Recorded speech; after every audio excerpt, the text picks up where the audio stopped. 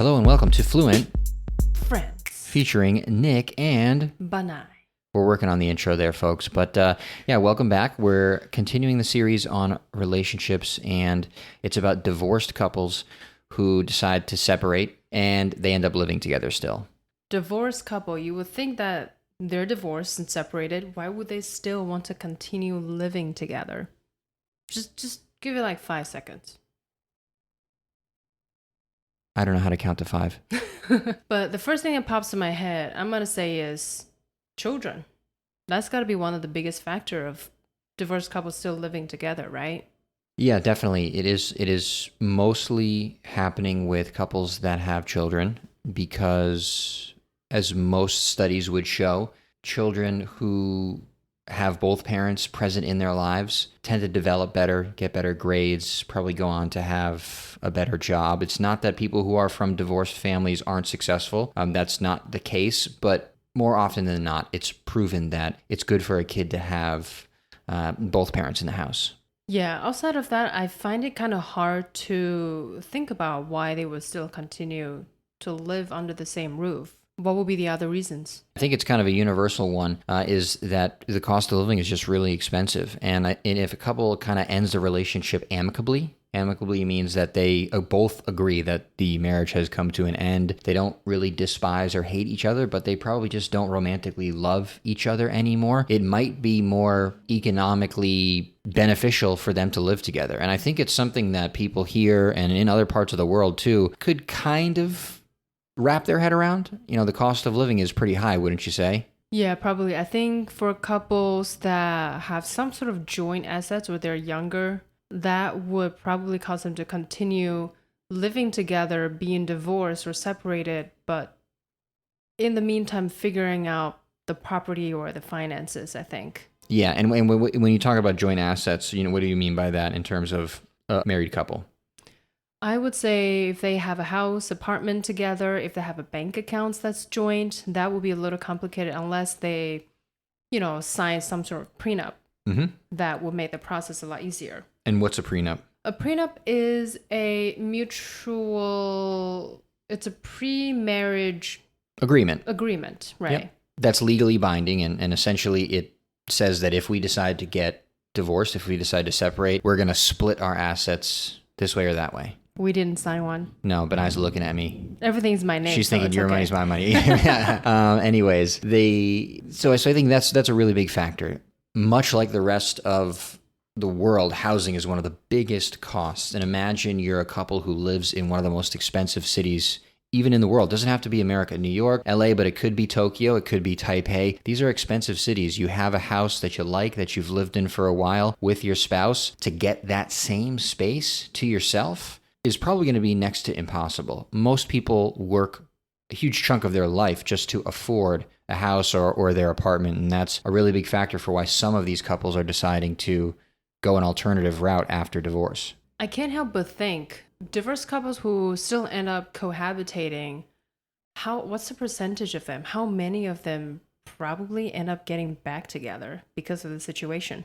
I don't know. I only read this 1 or 2 articles about a month ago, so I'm not too familiar with it. The only real high profile one that I read about was the former mayor of New York, Bill de Blasio. Him and his wife are very high profile people in terms of politics in America, of course being the mayor of New York, and they divorced and they still live together and have kids. I wonder just how strange it is, though. Imagine you're living with them and they bring over their new romantic partner. Does it get weird? Do you get jealous? But yeah, that's a good point. Maybe our last episode about breaking up, you've divorced, but now you're still seeing them every day. You fall back in love again?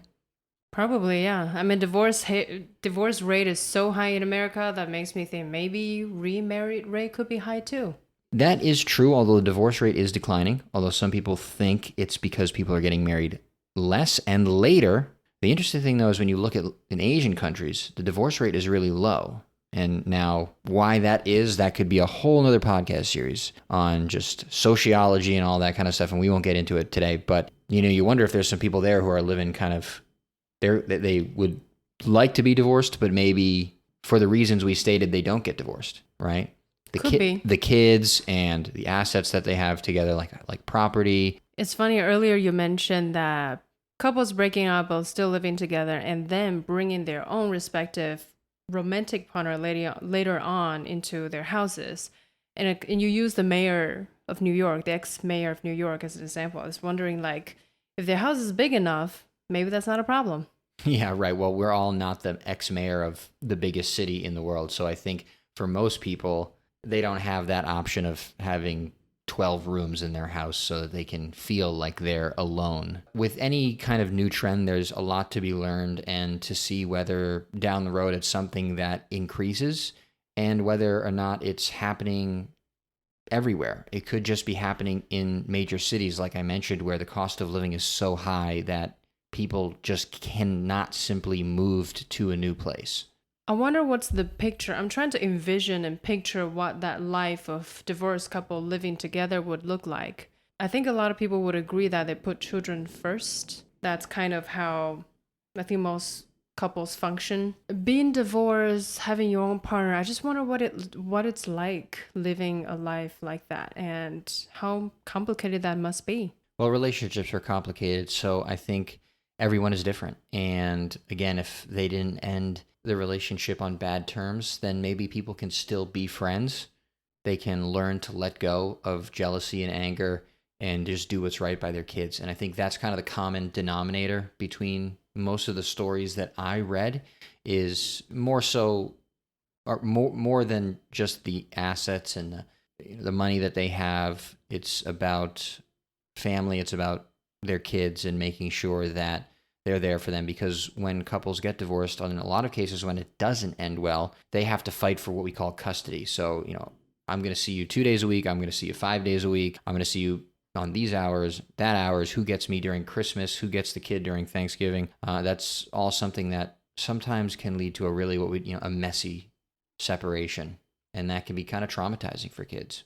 I do think about it though, when couples are divorced with children but still end up living under the same roof, then what is marriage? That's true. What kind of example does it set to the kids about the commitment that you made when you said you were going to be married? If you're still deciding to be under the same roof, but you just don't want to have a paper to prove it, then why did you get married in the first place? Well, I wonder, a couple like that, what would their definition of marriage is? And do they think getting a divorce give them maybe more freedom?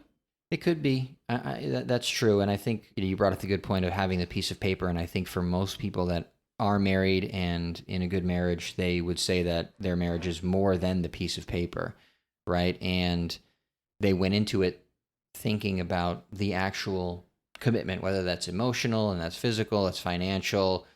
All of that goes into when you want to be married. And I think, yeah, it probably does set a certain example for that kid. And maybe, who knows how it will influence those kids later on, whether or not they don't want to actually get married to their romantic partner. They just want to cohabitate, as the kids say these days. The rate is getting higher and higher. Oh yeah, and if that trend grows, then maybe as a society, marriage will lose its importance. So let's end this episode with answering these questions by ourselves. Is this something that you would do yourself? You want me to answer it right now? Yeah. Oh, absolutely not. Hell no. That's a hard no. No. Anytime I've broken up with somebody, I think most of the time they broke up with me. I've been devastated, and just the sight and looking at them, I think I am too emotional of a guy to have to look at my ex every day. I would hope that I could just, if I had a kid, live close enough where I could see my kid every day. Mm-hmm. Yeah, I think having kids definitely complicate things, but I would also be the person who would not do that. I don't think so. Even if it means I have to move back with my parents, if it means I have to go to a different country, living in a smaller place by myself. I mean, I know people have different lives and different jobs, and that not everybody has the freedom to make that kind of decision. But I think if I had a really committed relationship where I was married, and if I get to the point of divorce, I don't think I want to continue seeing that person for the rest of whatever years. Yeah. That would just be tough. And I wanted to have breathing room, probably. Think about it. What would you do in that circumstance? Do you think it's something that down the road we're going to see more of? Thanks for joining us, and we'll talk to you next time.